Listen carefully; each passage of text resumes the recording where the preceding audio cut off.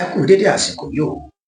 Ọ̀pọ̀lọpọ̀ gbólóhùnmúsọ gbọ́nmisíomi-òtó náà ló ti ń wáyé lórí ṣíṣe àtúntò ọ̀rọ̀ owó orí ní Nàìjíríà eléyìí tí Ààrẹ Bọ́lá Ahmed Tinubu tí wọ́n gbé kalẹ̀. Kódà nílé aṣòfin àti àwọn aṣojú-ṣòfin gan.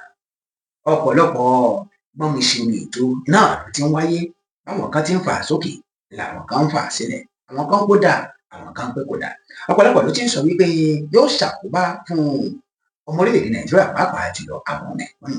Ìkànnì Adáramẹ́wà Mídíà á gbìyànjú láti ṣe àtúpalẹ̀ àwọn àkóónú àbádòfin àtúntò owó orí yìí ní Yorùbá.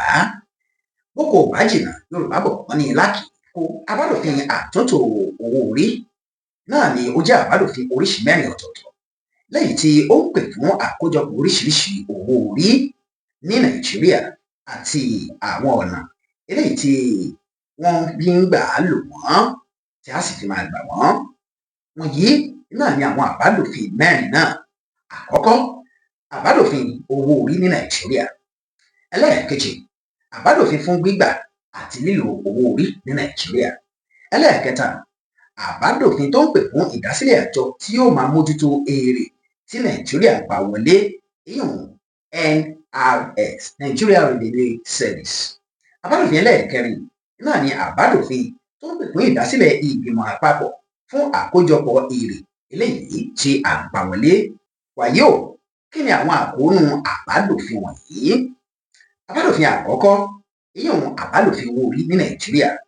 Àbádòfin owó orí jẹ́ eléyìí tó ń ṣàlàyé àwọn àtúnṣe tó dé bá iye àti bí àwọn ọmọ orílẹ̀-èdè Nàìjíríà àti àwọn iléeṣẹ́ gbogbo yóò ṣe máa san owó orí léyìí tí ó lọ báyìí. Ìpín àkọ́kọ́, yíyọ àwọn ènìyàn tí wọn kò pa ju ẹgbẹ̀rún lọ́nà ẹgbẹ̀rin 800,000 naira kúrò nínú ìlànà owó orí tó ní í ṣe pẹ̀lú bí owó ṣe ń wọlé fúnni tí a mọ̀ sí income tax. Ó túmọ̀ sí pé ẹnikẹ́ni tí iye tí owó tó ń wọlé fún tí kò bá tó ẹgbẹ̀rún lọ́nà ẹgbẹ̀rin náírà, ìyún 800,000, kò ní san owó orí yìí mọ́. Lọ́wọ́ báyìí ní Nàìjíríà, ẹgbẹ̀rún mẹ́rìnlélọ́gọ́rin 84,000 náà ni àwọn tí owó tí wọ́n ń pa wọlé kò ju ẹgbẹ̀rún lọ́nà ẹgbẹ̀rin, ìyún 800,000 naira tí wọ́n ń san sí àpò ìjọba lọ. Irú ẹni bẹ́ẹ̀ tó ti ń san 84,000 naira báyìí kò ní san owó kankan mọ́ lábẹ́ àbádòfin yìí. Ìpín kejì, lábẹ́ àbádòfin tuntun yìí, àwọn tí wọ́n pa owó ju mílíọ̀nù lọ́nà 50 lọ tàbí tí owó wọn tí ó tó bẹ́ẹ̀ nìkan náà ni yóò máa san ìdá mẹ́ẹ̀ẹ́dọ́gbọ̀n tàbí sí 25% gẹ́gẹ́ bí owó orí tó ní í ṣe pẹ̀lú bí èèyàn ṣe ń pawó wọlé, income tax.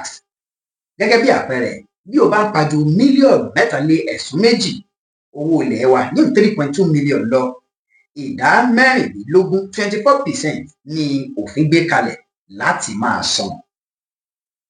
Ẹlẹ́ẹ̀kẹta, àbádòfin yíyọ àwọn olókoòwò kéékèèké kúrò nínú àwọn tí yóò máa san owó orí lórí owó tí wọ́n ń pa wọlé. Àbádòfin yìí ṣe àpèjúwe àwọn iléeṣẹ́ kéékèèké gẹ́gẹ́ bí àwọn iléeṣẹ́ tí èrè tó ń wọlé fún wọn lọ́dún kéré sí tàbí tí kò ju 50 mílíọ̀nù náírà lọ, ìyún 50 million naira.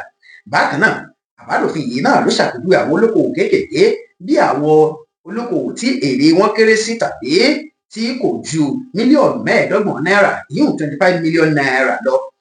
Ó túmọ̀ sí pé yóò bẹ́ẹ̀ tó ìdá 50 àwọn ọmọ orílẹ̀-èdè Nàìjíríà tí wọ́n ní ilé-iṣẹ́ tàbí tí wọ́n ní okòwò kéékèèké eléyìí tí ó yọ kúrò láti máa san owó orí lórí owó tí wọ́n ń pa wọlé lórílẹ̀-èdè Nàìjíríà. Àǹfààní ńlá rèé. Ẹlẹ́ẹ̀kẹrin, àbádòfin mú àdínkù dé bá àwọn owó orí tí àwọn iléeṣẹ́ ńlá àti àwọn tó pọwọ́ lé wọn tí wọ́n ń san lórí èrè láti ìdá 30%, yóò 30% sí ìdá 25%, 25% ní ọdún 2026. Ẹlẹ́ẹ̀karùn-ún, àbádòfin yìí fi òpin sí sísan owó orí tó kéré jùlọ lórí iye tí àwọn iléeṣẹ́ ńlá àti àwọn tó pọwọ́ lé wọn ń san, ìyẹn àwọn tí kò kéde èrè wọn.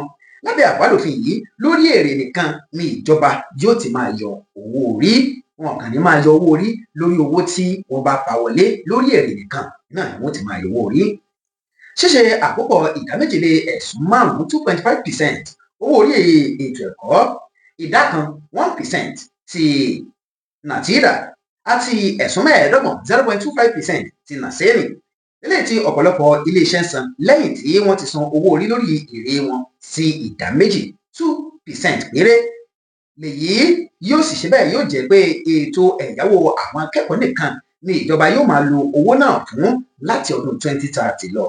eléyìí tún dín àpapọ̀ owó orí tí àwọn iléeṣẹ́ ńlá kan tí wọ́n san lórí owó tí wọ́n ń pa wọlé kù láti ìdá mẹ́tàlélọ́gbọ̀n lé ẹ̀sùn márùndínlọ́gọ́rin 33.75% sí ìdá mẹ́tàdínlógún 27%. ẹlẹ́ẹ̀keje, mímú àtúnṣe bá ìlànà pípín èrè tí ìjọba rí lórí àwọn owó orí ọjà léyìí tí ó jẹ́ pé àwọn ìpínlẹ̀ yóò máa gba ìdá márùndínlọ́gọ́ta dípò ìdá àádọ́ta tí wọ́n ń gbà tẹ́lẹ̀, nígbà tí ìjọba àpapọ̀ yóò máa gba ìdá mẹ́wàá 10% dípò ìdá mẹ́ẹ̀ẹ́dógún 15% eléyìí tí wọ́n ń gbà lọ́wọ́ báyìí. ìyàtọ̀ kò dé bá ìdá tí àwọn ìjọba ìbílẹ̀ yóò máa gbà eléyìí tí wọ́n ti ń gbà tẹ́lẹ̀ náà ni wọ́n máa gbà.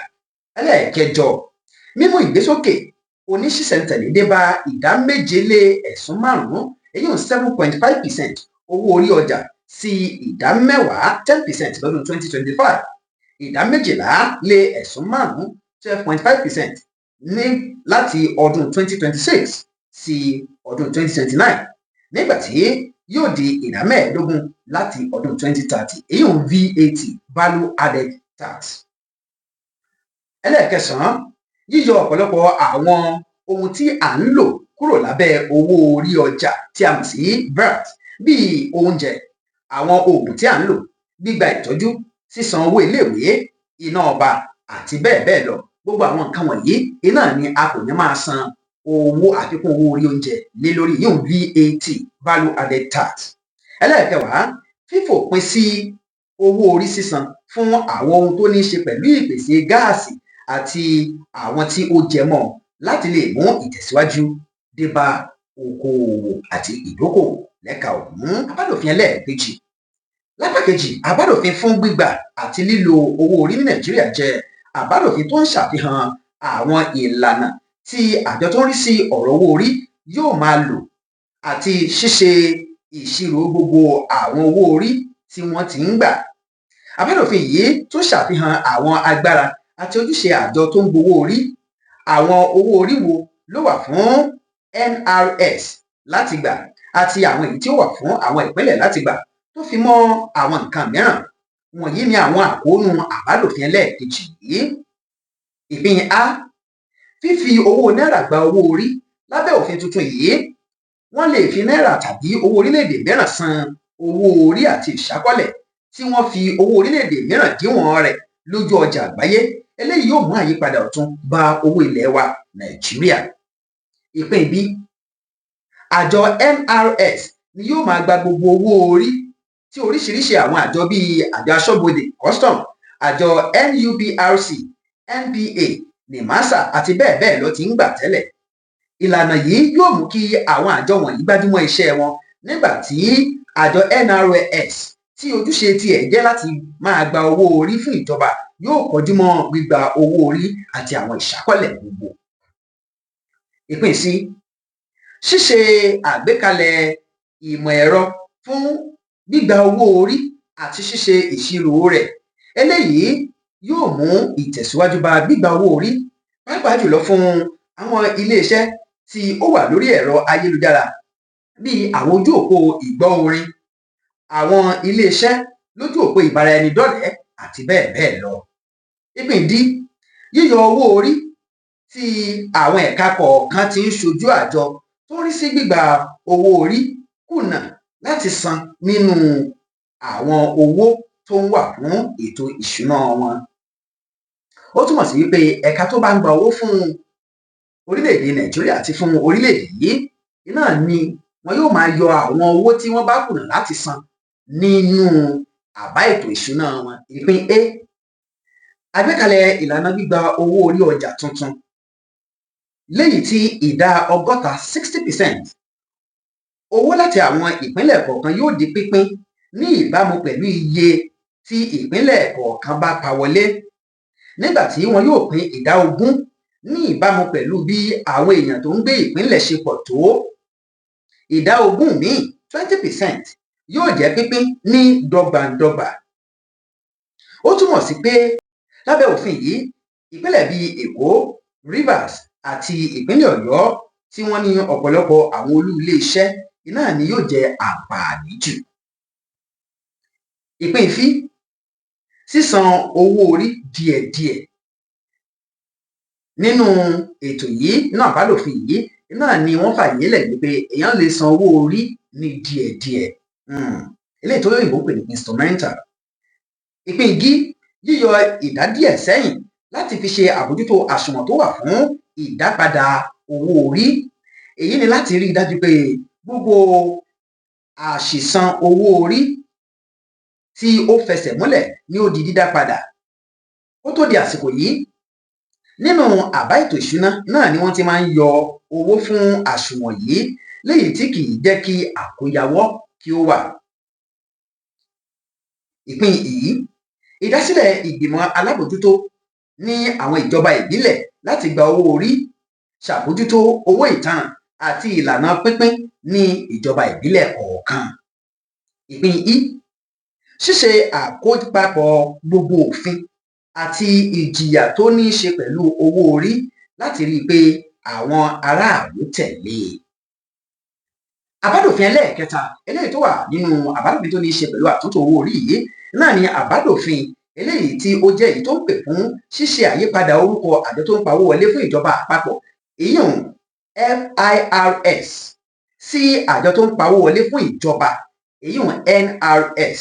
Níwọ̀nba ìgbà tó jẹ́ pé púpọ̀ nínú àwọn owó tí àjọ náà ń pa wọlé ní ẹ̀ka ìṣèjọba mẹ́tẹ̀ẹ̀ta ń pín, àbádòfin yìí fún àjọ NRS lágbára láti gba owó orí tó fi mọ́ àwọn owó orí mìíràn, léyìí tí àwọn ìjọba bíi àjọ aṣọ́bodè NUPRC, NPA, NIMASA àti bẹ́ẹ̀ bẹ́ẹ̀ lọ tí wọ́n ń gbà tẹ́lẹ̀. Àbádòfin ẹlẹ́ẹ̀kẹrin ni èyí tí ó ń pè fún ìdásílẹ̀ àjọ mẹ́ta ọ̀tọ̀ọ̀tọ̀. Àjọ àkọ́kọ́, ìgbìmọ̀ àpapọ̀ fún ìpawówọlé láti ṣe àkójọpọ̀ gbogbo owó orí ní orílẹ̀-èdè kí wọ́n sì fòpin sí àwọn àtọwọ́dá owó orí eléyìí tó fi mọ́ pípèsè ẹ̀rọ ìgbàlódé fún àkóyawọ́ lẹ́ka sísan owó orí ní Nàìjíríà. Àjọ kejì, ilé ẹjọ́ owó orí láti pẹ̀tù sí aáwọ̀ tó bá ń ṣúyọ láàárín àwọn àjọ tí ó ń rí sí gbígba owó orí lórílẹ̀-èdè Nàìjíríà. Àjọ ẹlẹ́ẹ̀kẹta, ìdásílẹ̀ ọ́fíìsì àjọ owó orí láti jẹ́ kí àwọn tó ń san owó orí rí ìdájọ́ òdodo gbà nígbà tí àwọn àjọ tó ń gba owó orí bá tasẹ̀ àgẹ̀rẹ̀ sí ẹ̀tọ́ wọn. Àwọn àlàyé òkè yìí náà ló ṣàfihàn àwọn àbádòfin mẹ́rẹ̀ẹ̀rin eléyìí tí ìṣèjọba ààrẹ Bọ́lá Ahmed Tinubu tí wọ́n gbé síwájú ilé aṣòfin, eléyìí tí wọ́n sì gbé kalẹ̀ mọ̀ọ́túnmọ̀ọ́tẹ̀, a kì í mọ̀ọ́gún kíyẹn ewùrà kó má lẹ́mu. Ọ̀pọ̀lọpọ̀ àwọn àbádòfin lórílẹ̀-èdè wa Nàìjíríà ló ṣàkóbá fún àwa tá a jẹ́ mẹ̀kúnnù ju àwọn olówó lọ, ṣùgbọ́n nínú àbádòfin yìí àwọn olówó náà ni ó máa san ọ̀pọ̀lọpọ̀ àwọn owó orí ju ti àwọn mẹ̀kúnnù lọ. Àtúpalẹ̀ àbádòfin ètò owó orí eléyìí tí ààrẹ Bọ́lá Ahmed Tinubu gbé kalẹ̀ yìí náà ló wá láti iléeṣẹ́ Adáraníwà Multimedia Limited láti lè ṣàlàyé àti láti lè jẹ́ kí àwọn ọmọ orílẹ̀-èdè Nàìjíríà nímọ̀, pàápàá jùlọ àwọn tí ó jẹ́ ẹ̀yà Yorùbá, kí wọ́n nímọ̀ nípa ohun tí àbádòfin náà tí ó kó sínú. Ohun tí iléeṣẹ́ Adáraníwà wà fún iná ni láti tan ìmọ́lẹ̀ sí àwọn ohun tí ó bá díjú fún àwọn ọmọ orílẹ̀-èdè wa Nàìjíríà. Ẹ ṣeun, ẹ máa wò wá.